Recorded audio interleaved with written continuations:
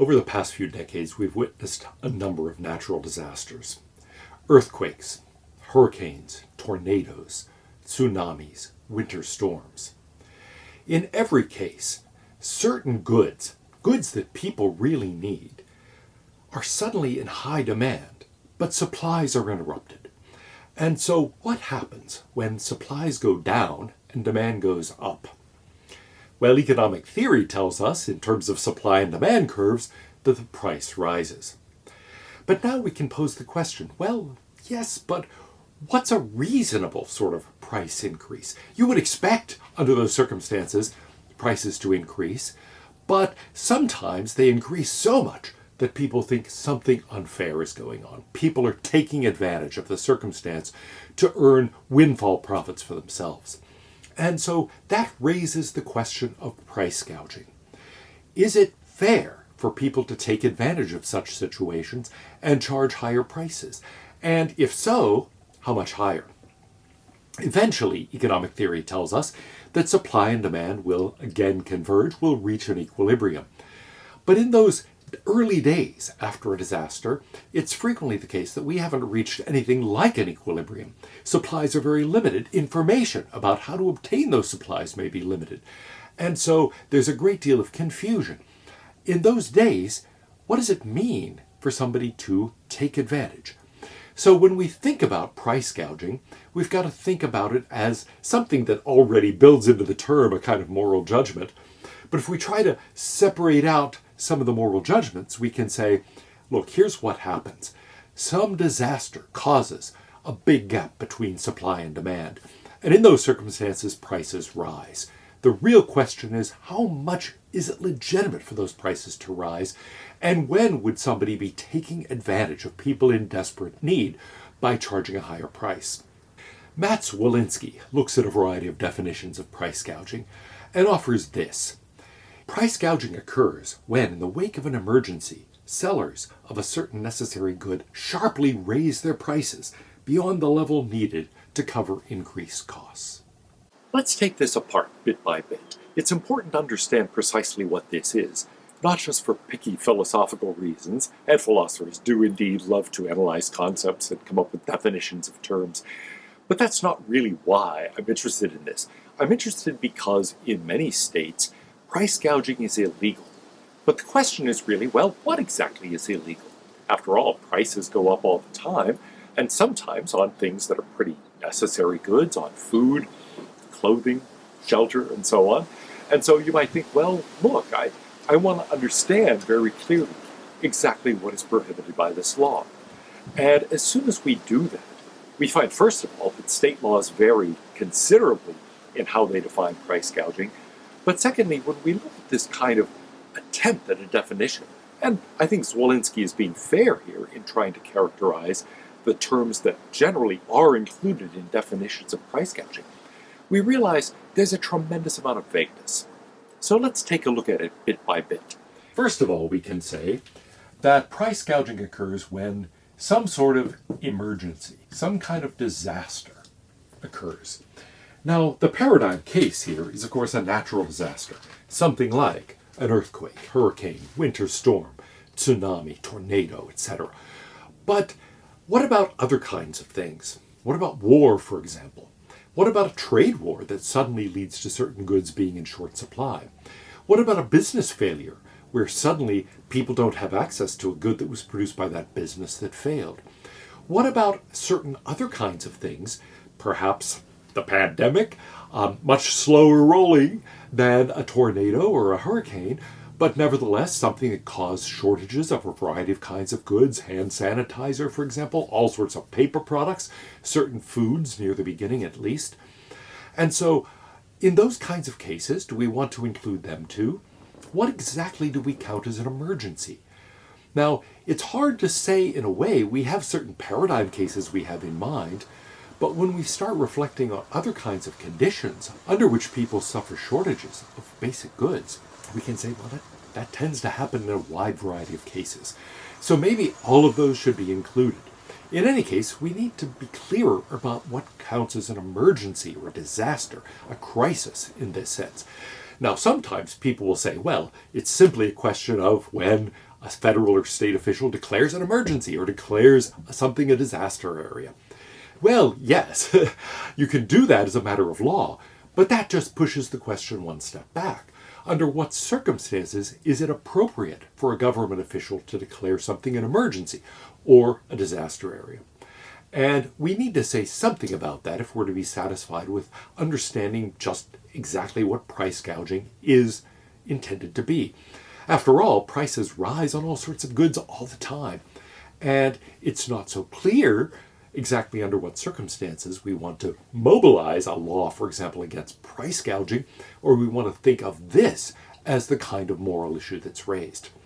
Well, this emergency then presumably causes, notice the phrasing, in the wake of an emergency, etc., but I assume the idea is supposed to be that the emergency actually causes it. It's not as if, hey, some natural disaster has occurred somewhere in the world, so now we can start imposing all sorts of moral constraints on the economy.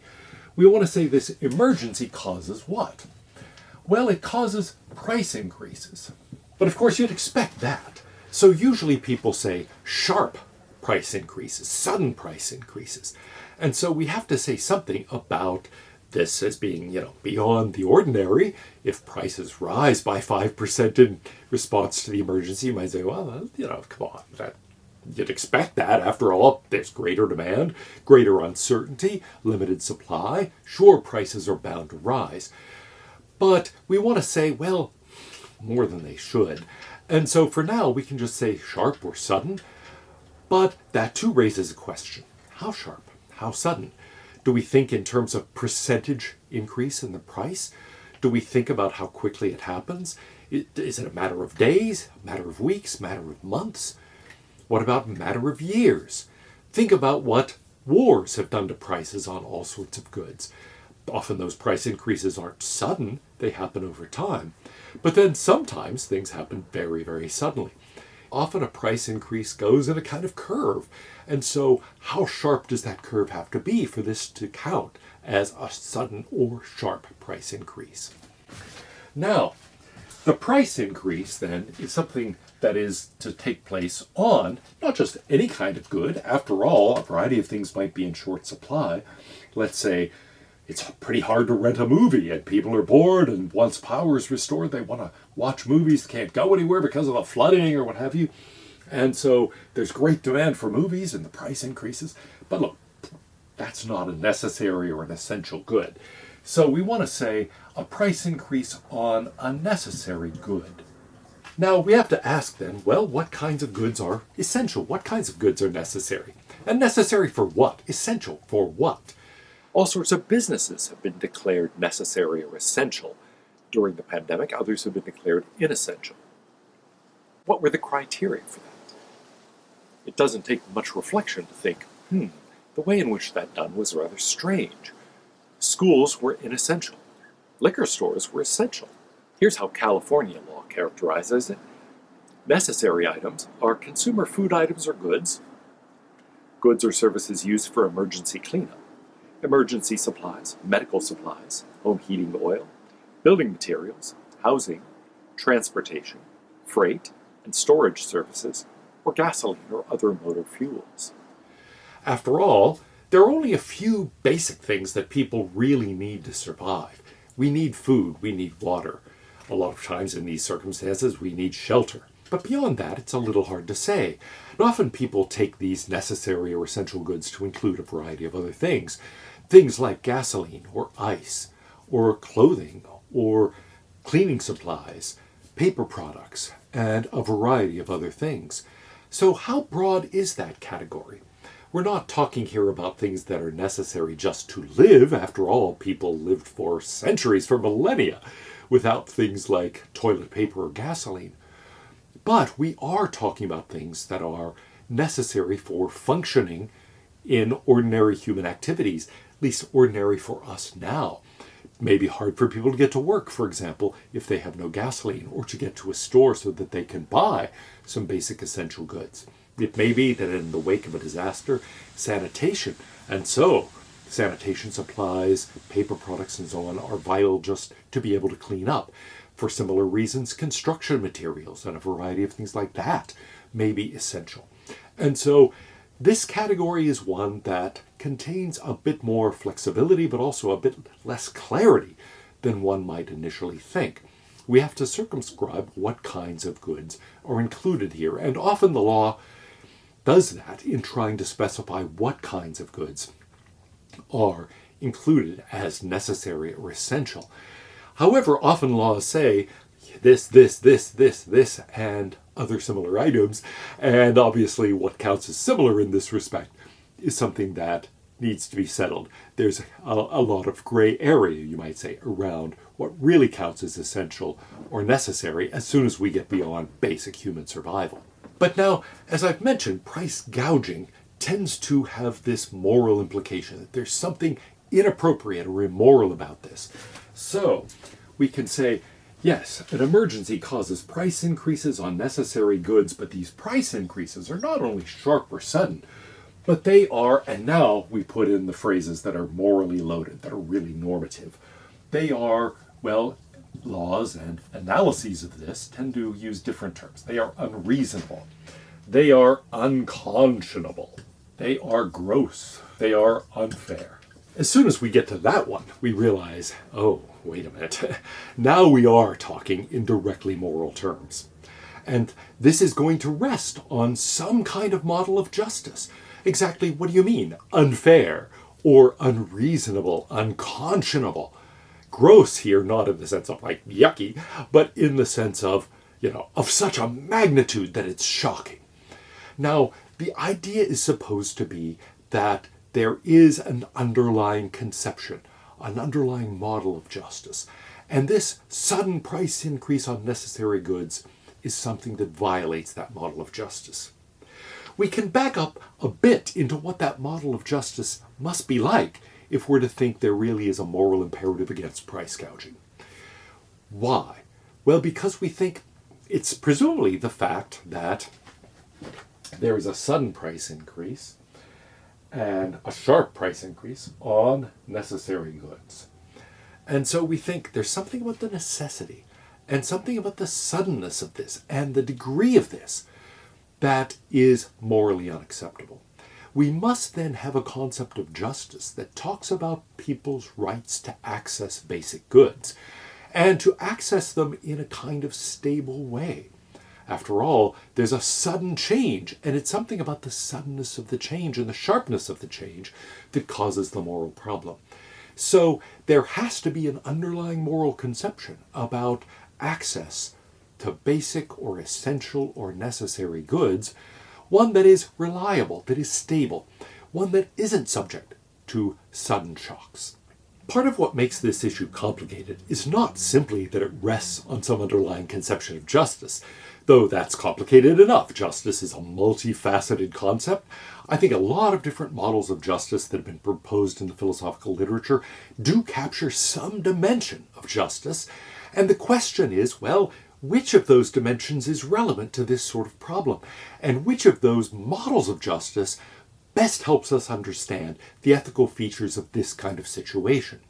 So, my own view isn't, I adopt this conception of justice. I don't like all those others, although many philosophers think of it that way. Instead, I think the idea is our intuitive concept of justice includes all of those things. Maybe it includes more.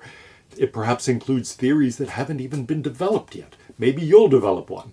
And the idea here is really that we use a variety of those conceptions in different contexts. What it is to have justice in pricing may be different from what it is to have justice when we think about grading in a course, or justice when we think about overall economic distributions in a society, or justice when we think about the distribution of luxury goods, or modes of transportation, or access to transportation, or housing, or a wide variety of other things. We shouldn't approach this by thinking that, we've got to choose one model of justice and now we simply apply it to everything. I think that would be a mistake. But precisely because there are different models of justice that are relevant in principle to this general kind of problem, we have to figure out which ones are illuminating here. Another problem is that this is an exercise in non-ideal theory. John Rawls distinguished ideal theory from non-ideal theory.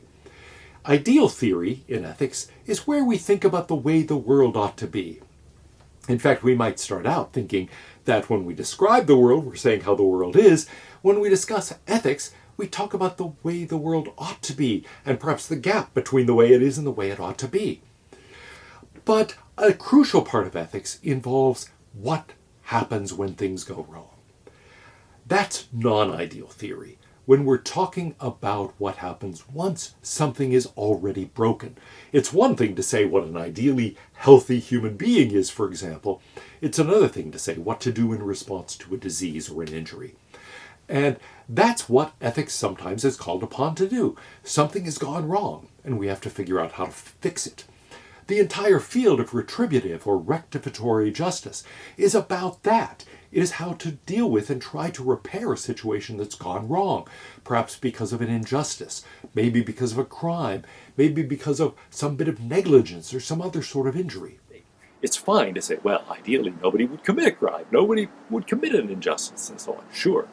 But once they have, once we're no longer in that ideal circumstances, what do we do about that? That's an exercise in non-ideal theory. Well, thinking about price gouging in the wake of a disaster, an emergency and so on, we're already in the sphere of the non-ideal. Ideally, we would live in a world where there were no emergencies, were no disasters, there were no crises. But, hey, the world is full of such things. And so we're already in the realm of trying to understand what to do when things have gone wrong. Now here, in paradigm cases anyway, we're talking about natural disasters. Still, something is broken. The whole idea is now the system is broken by the hurricane or the tornado or whatever it is, and we have to figure out how to respond. So this is an exercise in non-ideal theory, and that's usually harder. It's one thing to say how the world ought to be, that's ideal theory, but it's another thing to say, oh, here's what we do now that things are broken. I can describe a beautiful vase, but now it's dropped on the floor and it broke. Now to know how to fix it, that's a bit harder. Just as it's one thing to describe a healthy human, a bit harder to know how to fix one once something is broken.